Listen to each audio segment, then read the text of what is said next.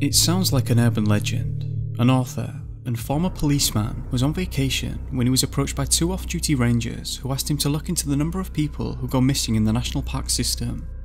They were too afraid of retaliation to appear in uniform and asked that the national park they work for and the time period they met the author to be kept secret.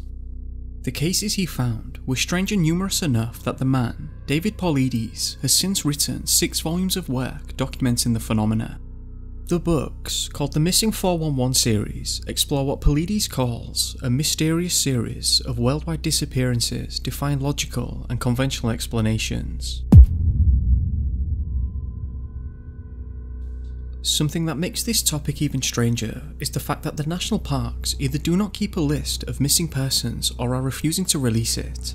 It's almost as if they themselves are acknowledging that something bizarre is happening but don't want to cause a panic. Making a note of this some years ago, Paulides filed for a Freedom of Information Act request against the National Park Service asking for a list of missing persons throughout all of the national parks in the country. He was aware that the Park Service had a federally trained law enforcement branch familiar with the standard protocols of any police agency, meaning that they should have records for missing persons within their jurisdiction. Despite not needing to provide a motive for a Freedom of Information request, Paulides was questioned by an attorney for the Park Service as to why he was interested in obtaining a missing persons record. He was told that he would get the information regardless, but that they just wanted to know why. But when he said he was just doing research, he was told that no such record existed. When he pushed back, asking for what it would take to obtain such a list, he was told that he would need to pay $1.4 million for a comprehensive national list, or $34,000 for Yosemite alone.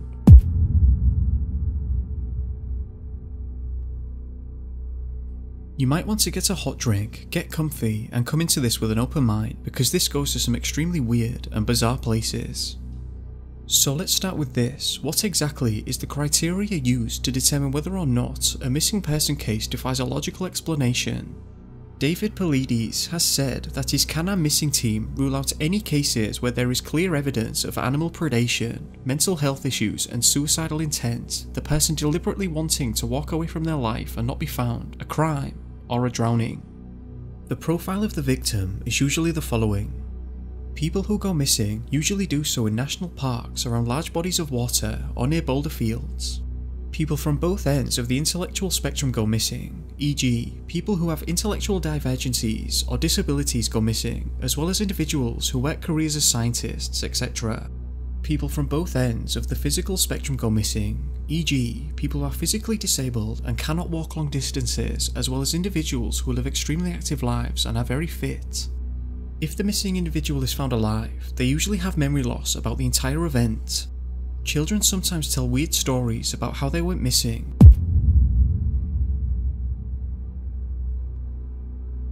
I recall one where a toddler went missing on a rather cold night and somehow survived. She claimed a wolf fed her berries from the palm of its hand and that's how she survived. If the missing individual is found deceased, the cause of death is almost never determined. Often seeming as though they died without a cause at all, medical examiners usually write they died from exposure if they do not have a better answer to give. The missing are found in areas that seem difficult, if not impossible to reach by foot or in the time that has lapsed, such as a child being found 12 miles away in just a matter of a few hours. A common example is children as young as 2 and 3 going missing and being found in high elevations such as mountains 2,000 foot in the air. Sometimes the children have their clothes on backwards or inside out and their parents claim that they can't even dress themselves yet.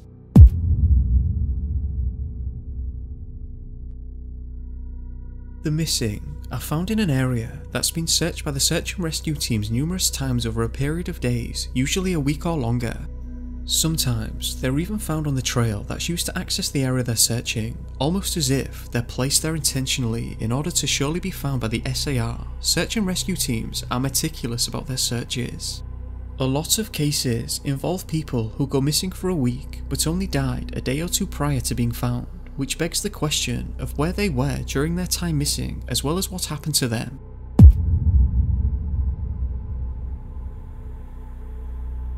The shoes tend to go missing, either just one or both. Many people are found in bizarre places at high altitudes or in tough terrain, and their socks or the soles of their feet don't have a speck of dirt or wear on them. This is true for children too. Search and rescue dogs will be unable to pick up a scent, or if they do, they'll follow it a few feet and then begin acting bizarrely. They'll circle and then sit down. This is not common behaviour for search and rescue canines. Investigators do not find any tracks 9 times out of 10, and if they do, they seem to stop inexplicably and lead nowhere, as if the person just vanished into thin air. Animal attacks are ruled out by experts. One completely bizarre thing about these cases is that many of them are extremely similar. You'll have a situation where a child goes missing right under the parents' noses. I'm talking 1 second they're there, they're talking, they're having fun, they'll be out of line of sight for a few moments and that's it, they're gone.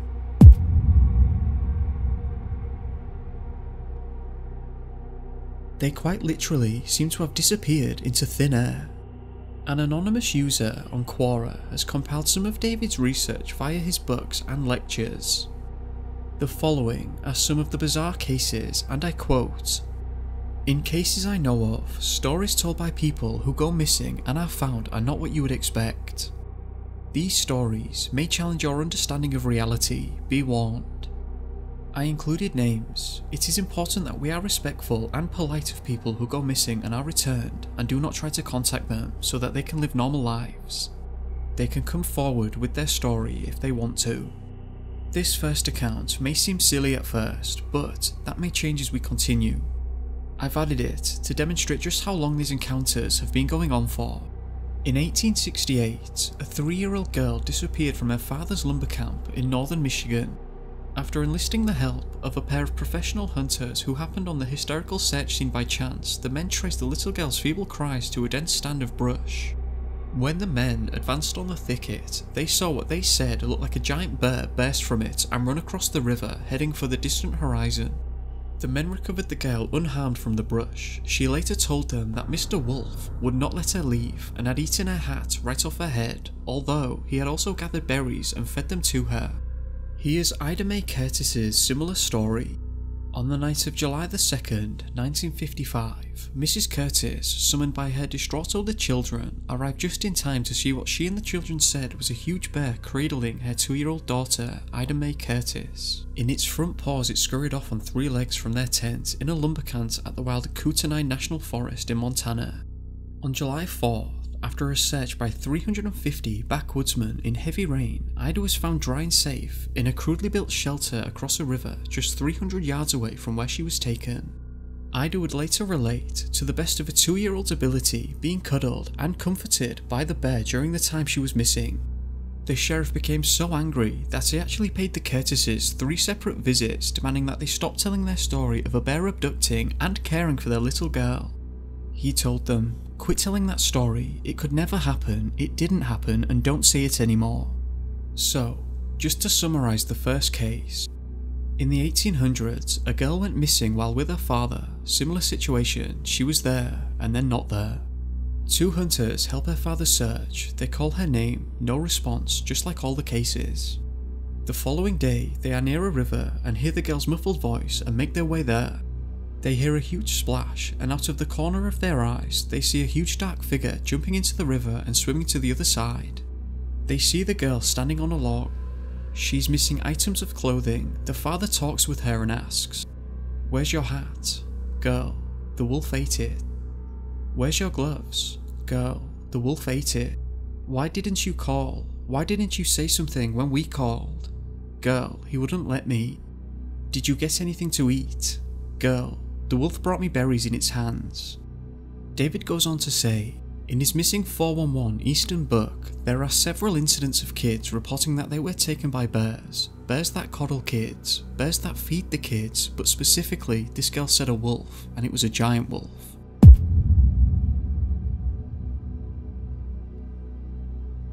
Here's another bizarre case. On December 20, 2014, Paulides detailed the case of Lillian Carney on the radio show Where Did the Road Go? Here's a summary. Lillian was from Mazardis, Maine, which is 50 miles west of the Canadian border and surrounded by lakes, rivers and points, 6 years old. She went missing August 8, 1897 at noon. Lillian and her parents went blueberry picking. People go missing while picking berries is a theme in these cases. They were there for a short amount of time and the parents said she just vanished. They searched for an hour and then they got some people in the area to help. By the following morning, there were 200 searchers there calling for Lillian. Paulides said when searchers are looking for someone, they call the person's name, say that they're their friend and that they're there to help. Paulides said in the missing 411 cases, the searchers never get a response, which is strange if people are lost, cold or hungry. On Tuesday, around 300 residents arrived to search and at 10 AM a guy named Bert Polland found her somewhere between 2 and 3 miles from where the parents last saw her. There wasn't much detail in the article about where they found her. While Lillian didn't say a lot, she made an interesting statement. "The sun shined all the time while I was in the woods." Just absolutely baffling. Anyway, Paulides said that that was a weird thing for a 6-year-old to say. The weather was stated in the news article as being partly cloudy and she had spent 2 nights outside and was missing for 46 hours. The interviewer commented that she must have been referencing something to say something like that and said while she described it as sunlight, it might not have been. He also said, for the time period, you're not going to find an area like that with very bright artificial lights. Here's another case. I'll give you the summary breakdown. 3-year-old boy, John Doe, disappears from his parents in Mount Shasta along a creek river where people go fly fishing on October 1st, 2010 at 6:30 PM. Paulides has said people seem to go missing between 2:30 and 6:30 PM in the cases he has researched. Paulides also said people say strange things happen in this area, such as people saying that there are beings called the Murians that live under the area, and Bigfoot and UFO sightings. Anyway, to get back on track, the parents contact the sheriff and a search starts. They don't find him. They find him 5 hours later at 11:30 PM at night, sitting in a thicket. He doesn't say anything, he's taken home and is in a state of stunned disbelief. They talk to him and ask him what happened the next morning. He tells a story that he is taken into a cave that he thinks is underground. He says that he knows it's dark outside, but when in the cave I could see the entrance and it's light outside. He said he is with a woman who looks like his grandmother and he thought it was his grandmother. In the cave he saw other things that look like people but are in fact robots. After a while he figures out that the woman isn't his grandmother even though she is nice and polite with him. He concludes she's a robot. He said there was some unusual light coming from her head.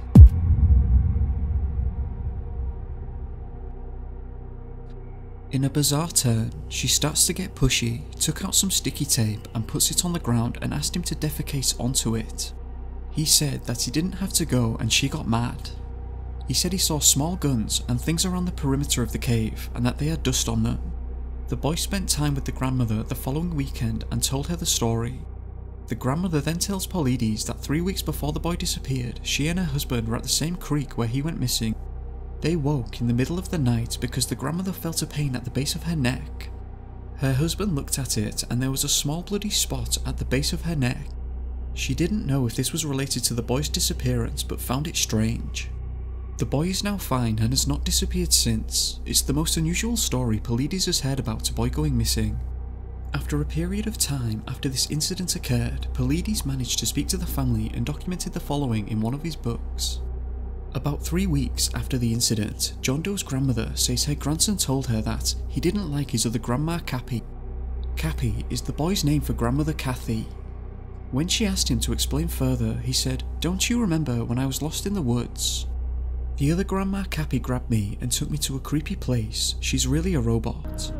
It was a cave with spiders and there was purses and guns. I was too scared so I didn't touch anything. But when she climbed a ladder, the light made her look like a robot. There were other robots too, but they didn't move. She made me lay down to look at my tummy when she tried to get me to poop on a sticky paper, but I couldn't go. She told me that I'm from outer space and they put me in my mom's tummy. Then she took me back to the river and said to wait under the bush until someone found me. She also states that her grandson said she had your same hair, your feet, and even your face. That scared her deeply, the idea that some kind of doppelganger taking on her own image to abduct her grandson. She says that she got the impression that her grandson may have been talking about a hologram because of the way he described the light sparkling on the strange woman. His grandmother was horrified and called her son the boy's father, who told her that he had also heard the same story from the boy a few days ago. She admitted that she would have probably written off her grandson's story to a child's overactive imagination if it wasn't for the strange experience that happened to her a year ago when she was camping in the same area near Fowler's campground in McLeod, California. She claims she woke up one morning face down in the dirt, having been removed from her tent and sleeping bag, and she had a puncture wound on the back of her head. She said that she felt violently ill that morning and felt strangely emotionless, so she thought she'd been bitten by a poisonous spider. She said that she was with a friend who'd been sleeping in his separate camper, and he also woke up with a bite on the back of his neck and he felt ill as well. The only strange thing that she could recall was seeing red eyes shining through the trees the night before, which they thought were deer. And this is only a few of the accounts of children. There's so many of them, and in many of the cases that are deemed without a logical explanation, the children aren't lucky enough to come out alive. Many are found dead. A typical situation for those that are found dead goes as such. Child goes missing, terrible weather sets in, and it's so bizarre because this exact situation happens in so many of the cases.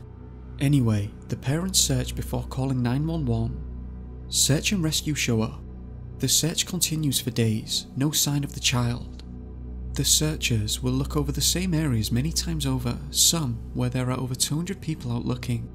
Days continue to pass, and then they will find the body of the missing child in an area they have already searched over. After the body is autopsied, they normally have no idea what the cause of death was.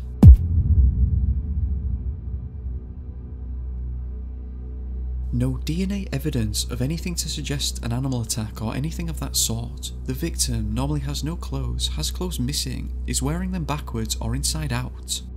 If the body is found, it's noted that the soles of the feet are clean, which doesn't make sense since they are no longer wearing shoes or socks.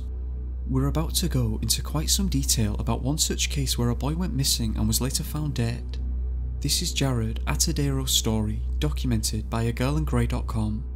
Jared was 3 years old when he vanished. He was part of a hiking group navigating the Big South Trail in the Colorado mountains, and at some point became separated from the group. He was never seen again. Jared's father Alan and his family owned a retreat near the mountains, and it was just before the winter when a religious singles group that frequented the retreat wanted to go to a huge fish farm just up the road.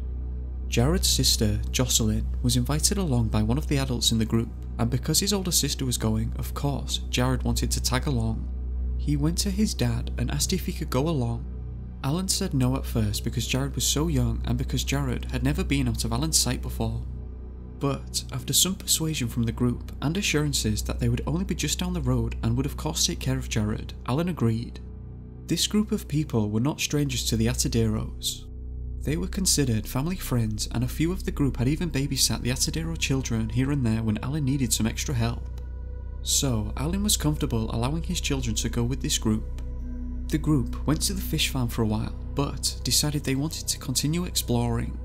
About 25 kilometers up the road is a famous Big South Trail, so they jumped in their cars and drove up there to continue their hike.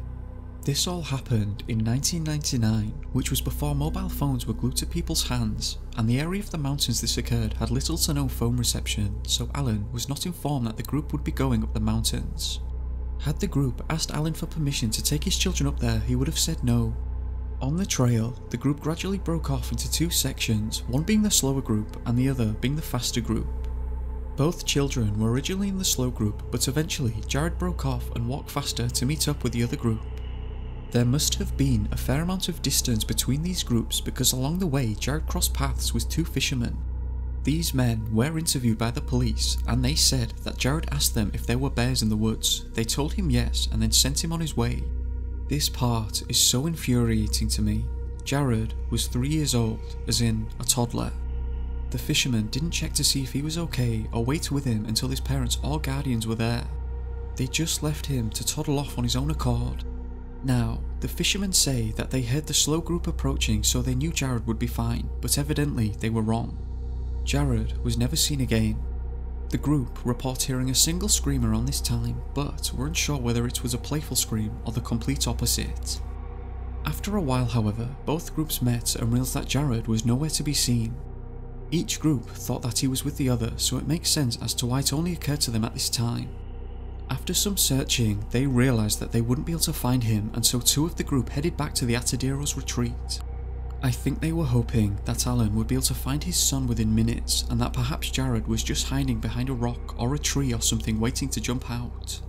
They found Alan and told him that Jared is okay, we just can't find him. Alan immediately made his way to the trail, driving like an absolute maniac, completely freaking out the entire time. Once he got to the trail, however, he thought that he would find Jared in a matter of minutes. Surely, it would only take Alan calling out Jared's name a few times and the boy would come back to the trail. Alan did a bit of searching, calling out Jared's name for a while before he realised that this was no small task. It was not long after that the search and rescue team arrived to assist in the search for Jared. In the hours, days, months and years that passed, no sign of Jared ever showed up. Search dogs identified an area that Jared had been in, but no sign of the boy was found. In 2003, a couple of hikers stumbled upon some children's shoes, pants and a jacket. This clothing was soon confirmed to be the same clothing Jared was wearing on the day he disappeared. The clothing was found at the top of a 550-foot vertical climb on the mountain, about 150 feet away from the trail, almost exactly where the search dogs had identified Jared's scent years earlier. A cranium and a small tooth were also discovered, which were later identified as being consistent with the size of a 3-year-old boy. Now, let's talk about the clothing. Alan had the sheriff send him pictures of the clothing to confirm if they belonged to Jared, and after confirming it, Alan sent this picture onto his family, letting them know that Jared's clothing was found. Alan's dad immediately asked why Jared's pants were inside out, and they were, which is beyond strange. The pants were also found with one of the legs missing and in tatters, which was later identified to be a result of birds using the material for their nests. The shoes were in near pristine condition. Basically, they didn't look as though they had been sitting in the elements for 4 years. Strange, right? The official explanation for the case was that Jared was attacked by a mountain lion on the trail and dragged up onto that cliff. The only issue with this theory is that no actual evidence of a mountain lion attack has ever been found. Such evidence would be scrapes on Jared's shoes from being dragged up 550 foot of cliff face. Jared's jacket would have been severely damaged, as mountain lions generally grab their victims by the neck and or chest and shake them violently, meaning that there would have been blood all over the clothes.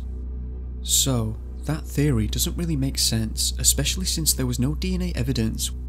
After becoming heavily invested into this case, in 2010, David met with Alan. Here is what he wrote.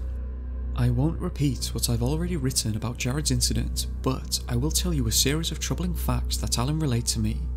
After Jared was reported missing and search and rescue started their work, Alan's twin brother, Arlen, came out from California.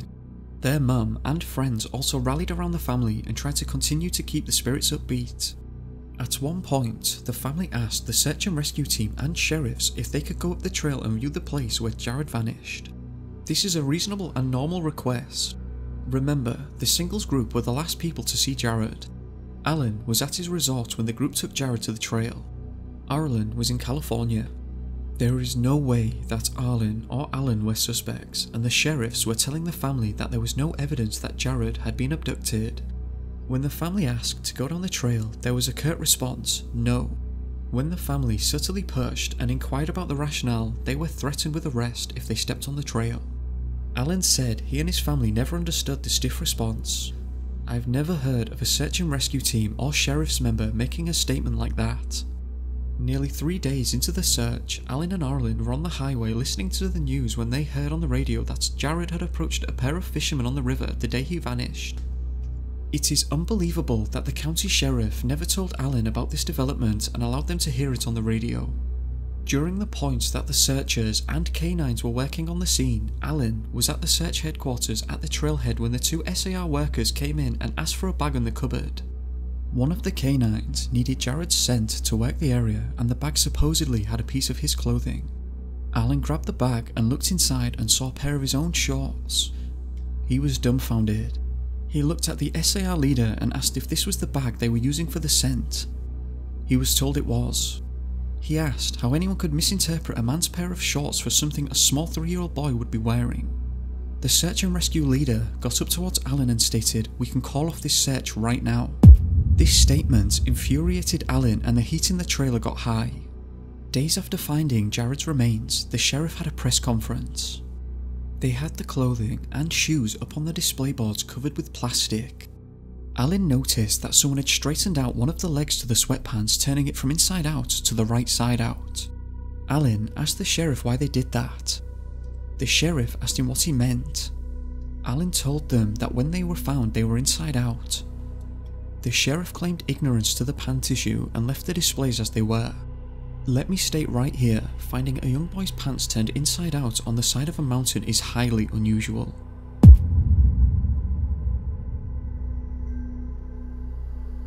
The sheriff had to have known this, thus straightening them out. One of Jared's teeth was located sitting on top of a bed of needles in plain view, a very, very unusual sight. After 4 winters, you'd expect the tooth to be under the needles and buried by debris. The sheriff also sent the hair they collected off Jared's collar to the lab. They told Alan that the hairs were non-human and not mountain lion and not to worry about it. They never gave Alan the hair report and never told him what the hairs belonged to. Think this through clearly. You are the investigator and you are attempting to understand what killed a small boy. Wouldn't you want to know what those hairs belonged to? Why wasn't Alan given a copy of the hair report? He was given a copy of the DNA report and every other imaginable report, but not that one. He still doesn't have it.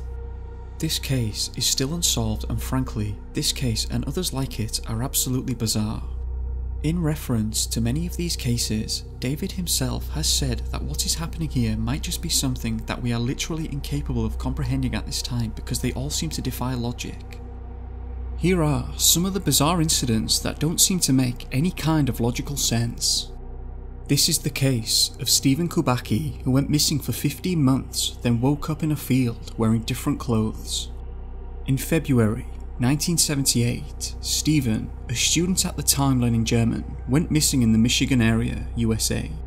This is an area known as the Great Lakes Triangle, which is written about in a book by Jay Gawley that talks about the disappearances of hundreds of ships, boats, and aircraft.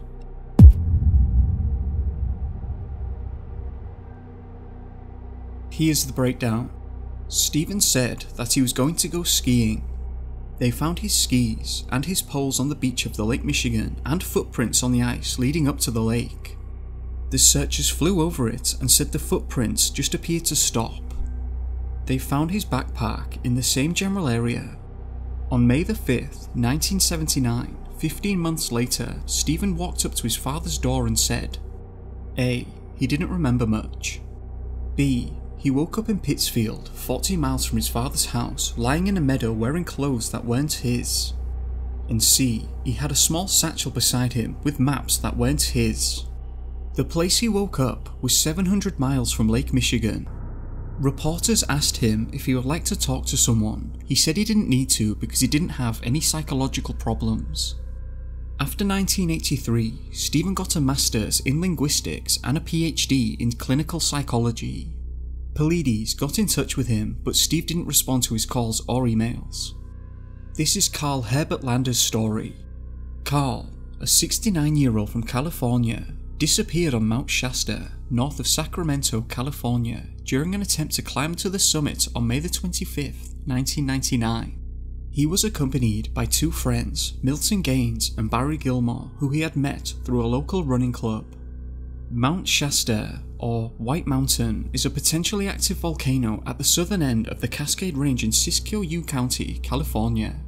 It sits at an elevation of 14,179 feet. It is the second highest peak in the Cascades and 5th highest in the state. The mountain and surrounding area are part of the Shasta Trinity National Forest. Carl's colleagues and friends described him as an experienced climber, hiker, and distance runner in good shape. For 30 years, he had run every morning and even completed the Boston Marathon in 5 hours and 30 minutes. The route they planned started at Bunny Flat Trailhead at 6,860 foot, a distance to the summit of Mount Shasta of around 6 miles. From Bunny Flat to Lake Helen, 10,443 foot, a distance of 3.5 miles, taking around 3 to 4 hours. From Lake Helen, it's a 3 to 6 hour climb to the summit, 2 to 3 hours back to Lake Helen, and 2 hours with a backpack down to the trailhead.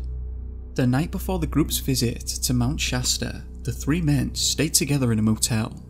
They left the motel at 4 AM, equipped with ice axes, crampons, and climbing clothes, and left for the trailhead at Bunny Flat, an area which was well covered in the deep snow drifts. From there, they hiked 4 miles to a place called Horse Camp. The next night, they camped at a location on the mountain called 50/50 Plateau below Lake Helen, where most climbers spend the night before the last push up to the summit. Carl left the 50/50 location without his friends to get a head start up towards Lake Helen as he was feeling cold. The lake is a short distance around the mountain from the campsite and at a slightly higher elevation. He was wearing 2 to 3 layers of clothes, including a rust-coloured coat, ski pants, plus boots with crampons. His friends left the camp 30 minutes after Carl. After a short time, Barry returned to the tent which was left at 50/50 as he wasn't feeling well.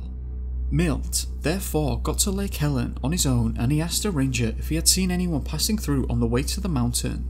He replied that he had seen only one person, so Milt tried to catch up, but discovered he was way too fast to be Carl and he turned back and asked the ranger again, but to no avail. Milt headed back to the camp to meet Barry, hoping Carl would be there. This was around 5 PM. Unfortunately, Carl wasn't back at the tent, he had vanished. Milt then decided to hike back to Bunny Flats at around 8 PM to notify the Siskiyou County Sheriff that Carl had disappeared. The Sheriff's Department started searching the area the next morning after Carl was reported missing on a grid pattern basis using the National Guard Air Ambulance helicopter and a CHP helicopter equipped with an infrared sensing device called FLIR. A ground search was conducted by US Forest Rangers and volunteers on skis and on foot. The helicopter pilot took professional climbers to the summit and then descended the mountain using separate routes at different points on the compass. Despite this extensive search, they found no sign of Carl on the mountain, neither his body, clothing, backpack or other equipment. There were no footprints in the snow and nothing to suggest that he was ever in the area of Mount Shasta. The search effort was headed by a man named Grizz Adams, and during an interview with David Paulides, he said, "In 35 years, I've never had this happen to me. We were all over that mountain. He was not on the mountain. We brought canines in. They didn't pick him up. We flew around it. We dropped guys at the summit. They came down all sides and they couldn't find him. They talked to people who were on the mountain. They didn't see him. There's snow around the path where he was, and nobody went outside the path." When Paulides asked Grizz Adams what he thought happened to Carl on the mountain, he replied, "That's the million-dollar question. He either went up or in, but he's not on it." County Sheriff's spokeswoman Susan Gravenkamp said, "We've just looked everywhere that we can look, and we just don't know where else to look." To this day, nothing has ever been found, not even a trace of his equipment, and it is assumed that Carl disappeared somewhere between 50/50 Plateau and Lake Helen as no tracks were spotted off the trail. The topography of the area makes it very difficult for someone to just disappear, and there are no crevices, nor is there any dense vegetation or trees which would obscure a body. Even after cadaver sniffing and human scent dogs were used, they detected nothing. So, where does that leave us? What's the explanation? There literally doesn't seem to be one. In an interview, when David was asked what he thought was going on, he replied by saying that if he was open about what he thought it was, it could alienate him from future victims and the families of the victims, which would lead him to losing the ability to research these cases directly. So, I'll leave it to your own interpretation, but it sure seems like he thinks it's something completely bizarre and not natural. It may not even be one phenomenon that's taking people. Reddit user BDH108 wrote, "You have to understand that it's not just one phenomenon that's taking people. There are multiple modus operandi involved here, which essentially means a method of doing something. The evidence left by who, or what is taking college-aged males and dumping them in creeks, rivers and bodies of water in towns with people around are more than likely not the ones taking hikers, because those cases have a different modus operandi. I myself have spent untold hours pondering what's going on, and just like Paulides, nobody knows. I honestly think that he has some hunches, but he's an ex-law enforcement officer where you need evidence to make a claim. There is very little evidence to point in any direction. So, with that being said, and I suppose it's a bit of a cop-out, but it seems to be one of those situations where you just have to make your own mind up about what's happening here until stronger evidence presents itself. I hope you enjoyed this video. If you did, remember to like and subscribe if you haven't already.